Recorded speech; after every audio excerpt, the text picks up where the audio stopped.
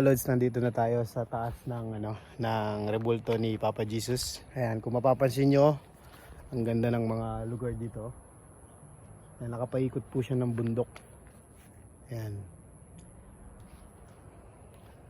So, ganito po kaganda yung tanawin dito sa Natividad, Pangasinan. At ipapakita ko po sa inyo yung lalim ng Natividad. Ito po yung Barangay Bachelor East, ayan, tsaka West. Ito po yung Barangay Bachelor East at West. Ayan po.